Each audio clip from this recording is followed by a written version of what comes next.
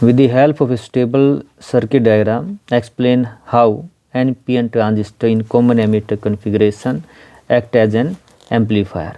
ये आपको बताना है। तो कॉमन एमिटर एम्पलीफायर क्या होता है, जिसमें क्या होती है आपका एमिटर कॉमन होता है, यानी जो आपका इनपुट सर्किट और आउटपुट सर्किट होता है उसमें क्या है एमिटर कॉमन होता है। तो इनपुट सर्किट इसके अंदर फॉरवर्ड बाइस और आउटपुट सर्किट रिवर्स बाइस होता है। और ये बनाते हैं इस तरह से। हम सबसे पहले बनाएंगे सर्किट डायग्राम। तो आइए सबसे पहले इसका सर्किट डायग्राम बनाते हैं। ये हो गया आपका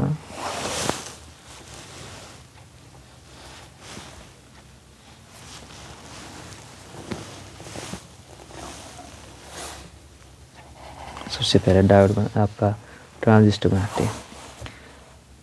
ट्रांजिस्टर कौन सा बनाना है, एनपीएन बनाना है। और इसके अंदर क्या है आपका एमीटर कॉमन है। तो ये एमीटर आपका कॉमन है इस तरह से। और ये इधर आपका हो गया कलेक्टर। और यहाँ पे आपका ये हो गई बेस। अब इसको पूरा करना है। सबसे पहले क्या है, ये आपका क्या है, कौन सा है, NPN। तो NPN, ये N है, ये P है, N है। तो इसको याद करने का तरीका है कि हम क्या होते हैं कन्फ्यूज हो जाते हैं किस तरफ जाएगा। तो फॉरवर्ड बायसिंग करना है। तो सबसे पहले ये डायग्राम कंप्लीट कर लेते हैं इसका। नीचे की तरफ आ गया आपकी इस तरफ।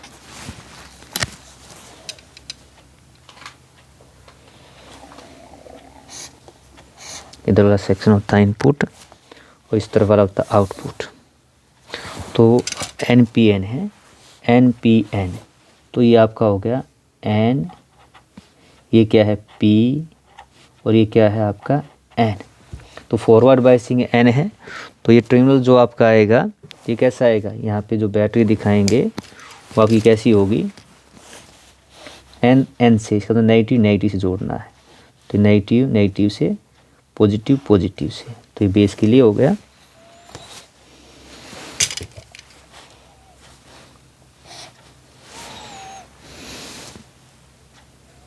सिंपल डायग्राम बना लेना है।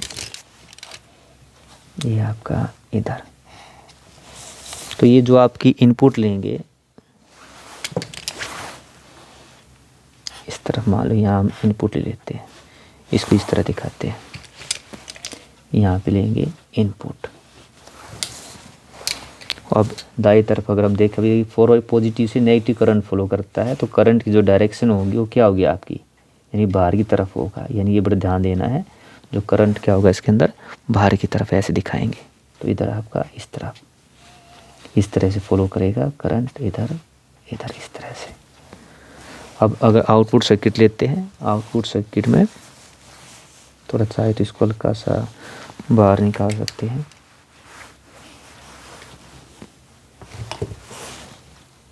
ये इस तरह ले जाके कलेक्टर के लिए।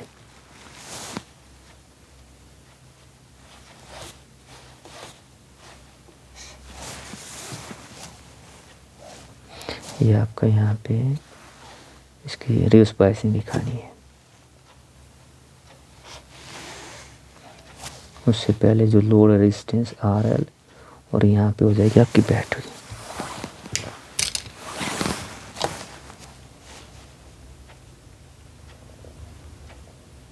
इस तरह से क्यों, देखिए रिवर्स बायसिंग दिखाना। एन क्या जोड़ेंगे पॉजिटिव से, तो पॉजिटिव नेगेटिव पॉजिटिव नेगेटिव इस तरह। इसमें थोड़ा डोटी डोटी ज़्यादा रिवर्स बायसिंग लेते हैं। ये आपका हो गया पॉजिटिव नेगेटिव। और यहाँ पे क्या होगा आपका लोड रेजिस्टेंस, जो हमें आउटपुट लेनी है। ये आपका हो गया लोड रेजिस्टेंस आ रहा है। ये आउटपुट सर्किट। तो ये क्या है पॉजिटिव नेगेटिव पॉजिटिव नेगेटिव। ये आपका लोड रेजिस्टेंस RL, ठीक है। यहाँ पे जो आप करंट होगा, अगर ये एमीटर मानती है कि आपका एमीटर है, ये एमीटर, ये क्या है यहाँ पे बेस है, ये क्या है बेस है, और ये क्या है आपका कलेक्टर है, सी है। तो इसके अंदर जो है आपका ये डायग्राम के अंदर करंट की डायरेक्शन है। ये जो करंट, अगर मैं नीचे वाला करंट है इसको आई मान लीजिए ई ले लेते हैं, ये आपका ये इधर क्या होगा आई बी है, क्योंकि बेस के अंदर जा रहा है। और यहाँ पे जो करंट जाएगा देखो पॉजिटिव से इधर नीचे तरफ आएगा, तो जो करंट की डायरेक्शन क्या होगी, ये कौन सा होगा, कलेक्टर के अंदर जा रहा है जो आई सी है। 3 होते हैं टोटल जो एमीटर करंट है। और जो आउटपुट लेंगे आप, आउटपुट इसको इस तरह दिखानी है आपको,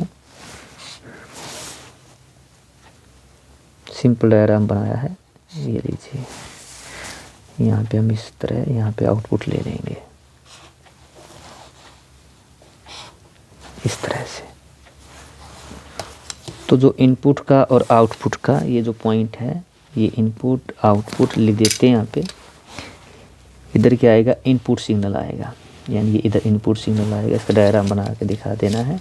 इनपुट सिग्नल कैसे बनाती है, ऐसे आपका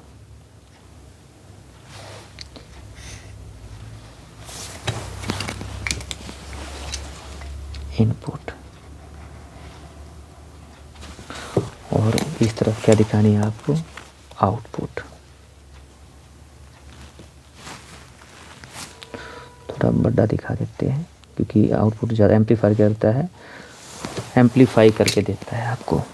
और इसमें क्या था याद रखिए, इसमें आउट ऑफ फेज होता है, यानी इस तरह हम बना सकते हैं आउट ऑफ फेज। तो यहाँ पे क्या आपका इनपुट है, यानी input signal, input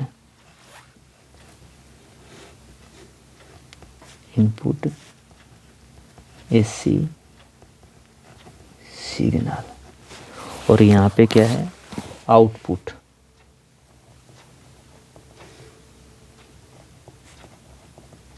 AC signal. तो ये आपका डायग्राम है। डायग्राम को पूरा करने के लिए तो हम वाक्य लिखते हैं। आप यहाँ पे एसी का सिंबल भी बना सकते थे, अगर चाहे तो आप इस तरह से एसी का सिग्नल भी बना सकते हैं। हमें पता है इसको यहाँ करके ऐसे क्या है, इस तरह से आप ये सिंबल भी बना सकते थे, और यहाँ पे भी इसी तरह, लेकिन ये भी ठीक है, कोई गलत नहीं है इसमें। यहाँ पे भी आप आउटपुट कैसे दिखा सकते थे, ये वाला, दोनों ठीक है, इस तरह भी ठीक है। इसके बाद क्या ये पूरी करते हैं, ये कौन सा करंट हो गया आपका, ये इधर वाला, ये पॉजिटिव नेगेटिव। तो ये करंट कौन सा कहते हैं, बेस के अंदर जा रहा है, तो ये भी हमारा आई बी है। इसको हम पढ़ेंगे। तो यहाँ पे क्या है, ये इधर भी दिखा सकते हैं कौन सा करंट है, आई सी है, और आर एल आउटपुट होगी, यहाँ मिलेंगे इस पॉइंट लगा के। तो ये जो वोल्टेज मान लो इसका नाम लिख देते हैं, ये क्या है वोल्टेज, देखो इसके बीच में है, ये कलेक्टर और एमीटर के बीच में है, तो इस वोल्टेज का मान लेते हैं वी सी ई। और यहाँ पे जो ये वोल्टेज है किसके बीच में देखना, ये है एमीटर और ये क्या है बेस है, तो इसको आप क्या बोल सकते हैं, वी बेस और एमीटर के बीच में ये मान लेते हैं। और जो हमें मेन आउटपुट क्या देखते हैं, ये जो आपका यहाँ पे आउटपुट है, जो ये आपका कलेक्टर और जो एमीटर है, इसके बीच की जो वोल्टेज है, हम इसके ऊपर क्या करते हैं, स्टडी करते हैं।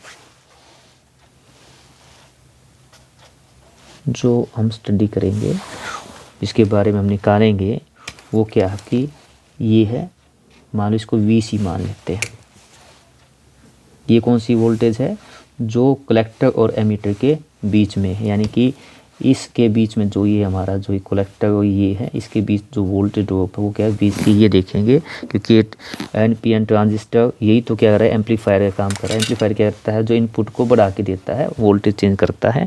अब यहाँ पे अगर मैं यहीं पे दिखाऊँ आपका, तो देखिए टोटल आउटपुट की बात करते हैं, तो टोटल जो आउटपुट है, यानी व्हेन नो एसी सिग्नल, जब कोई एसी सिग्नल नहीं होगा अप्लाई टू इनपुट सर्किट, यानी एसी फीड नहीं किया, ओनली क्या है ये फॉरवर्ड बायसिंग और रिवर्स बायसिंग काम करती है।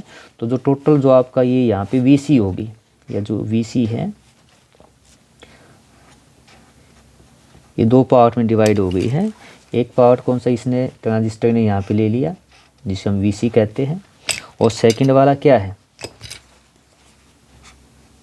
जो वोल्ट आपका या लोड जो ये जो यहाँ से पार ये कर ये लोड जो लोड रेजिस्टेंस है क्या करेगा, इसके क्रॉस भी क्या होगा, वोल्टेज का ड्रॉप होगा, वो होगा मान लो ICRL। हमें निकालना क्या है, मेन जो निकालना है वो हमें VC निकालना है। तो ये जो VC आएगा इसी की स्टडी तो करनी है, वो क्या आएगा आपका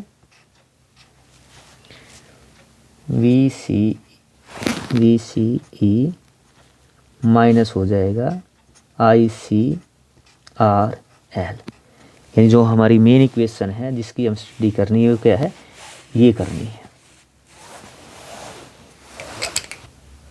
तो देखिए यहाँ पे क्या है, व्हेन नो AC सिग्नल यानी input signal is applied to the input circuit the collector current IC flows through the load resistance क्या है हमारा RL, यानी जैसे ही क्या जब नो इनपुट सिग्नल अप्लाइड करेंगे इनपुट सर्किट में तो जो कलेक्टर करंट IC है किसके थ्रू जाएगा, ये लोड रेजिस्टेंस कितना हमारा RL है उसके थ्रू पास होगा, end voltage drop across R जो हमारा होगा RL जो वोल्टेज ड्रॉप कितना होगा ICRL होगा, और if VC voltage drop across the collector circuit, देखिए यहाँ दिखाया है मैंने इस तरह से। तो आपका जो टोटल करंट यहाँ पे लिख देता हूँ, आपका जो VCE ये कितना आया आपका VC प्लस ICRL, यानी जो टोटल वोल्टेज ड्रॉप है ये VC और लोड के क्रॉस ड्रॉप हो गया है। हमें स्टडी जो करनी है वो क्या है, VC है। तो VC क्या हो गया आपकी VCE माइनस में ICRL, ये हमें स्टडी करनी है, इसका हम यूज़ करेंगे। मेन इक्वेशन क्या है, इसको आप मान लो नाम 1 दे देते हैं, 1 है। अब इसके बाद देखिए, अब देखिए दो पार्ट स्टडी करते हैं। फर्स्ट क्या है, मान लो ड्यूरिंग पॉजिटिव ऑफ साइकिल, अगर मान लो सर्किट के अंदर क्या है, ये फर्स्ट क्या आया पॉजिटिव साइकिल आया पॉजिटिव। अब ये पॉजिटिव आएगा तो इधर देखो P वाला है, ये देखो P से P पॉजिटिव। तो देखिए when during positive of cycle input AC signal base become more positive, hence forward biasing increasing. तो ये क्या है, ये देखो यहाँ से पॉजिटिव पॉजिटिव क्या करेगा, इसको इंक्रीज करेगा, बेस करंट बढ़ेगा तो क्या होगा, हमें पता है टोटल जो हमारा करंट होता है, हमें पता है जो IE होता है वो होता है IB जमा IC, यानी एमीटर करंट सम होता है बेस का और एमीटर का। तो अगर मान लो यहाँ पे आपका बेस करंट इंक्रीज होगा तो ये क्या फॉरवर्ड बाइसिंग इंक्रीज होगी, therefore emitter current as well as collector current भी क्या होगा, इंक्रीज होगा। और फ्रॉम जो इक्वेशन हमारी 1 है, फ्रॉम इक्वेशन 1 जो अभी हमने देखा, ये जो फ्रॉम इक्वेशन दिस VC क्या होगा, अगर आप देखिए IC इंक्रीज होगा, यह टर्म अगर इंक्रीज होगी तो ये वाली चीज़ क्या होगी, डिक्रीज होगी। तो emitter as well as collector current की वजह से आपकी VC क्या होगी, डिक्रीज होगी, हैंस कलेक्टर बिकम्स क्या होगा, लेस पॉजिटिव। यानी लेस पॉजिटिव का मतलब क्या है, अब ये कि जो आपको सिग्नल मिलेगा अपोजिट डायरेक्शन में मिलेगा, आउट ऑफ फेज मिलेगा, देखो इस तरह से।